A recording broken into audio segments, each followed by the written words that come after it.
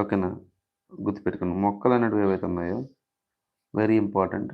మొక్కల యొక్క పెరుగుదల లైట్ వైపు గాని ఉంటే గుర్తుపెట్టుకోండి. మొక్కల యొక్క పెరుగుదల అనేది కాంతి వైపు చూపిస్తే దాన్నేమంటారంటే ఫోటోట్రోపిజం గుర్తుపెట్టుకోండి. Very, very, very, very important. దీని మీద మరొకసారి క్వెషన్ వచ్చే అవకాశం ఉంది. రిపీట్ అవ్వచ్చు. ఓకేనా?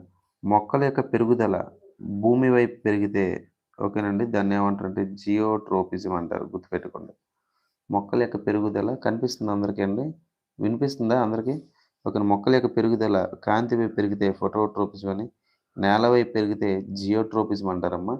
అండ్ అదే విధంగా మొక్కల యొక్క పెరుగుదల రసాయనాల సహాయంతో పెరిగితే, ఓకే. కెమికల్స్ యొక్క సహాయంతో పెరిగితే దాన్ని కీమోట్రోపిజం అంటారు. ఓకే. కీమోట్రోపిజం. అండ్ మొక్కల యొక్క పెరుగుదల నీటి వైపు పెరిగితే దాన్నేమంటారంటే హైడ్రోట్రోపిజం అంటారు. ఏమంటారమ్మా? హైడ్రోట్రోపిజం అంటారు. Very, very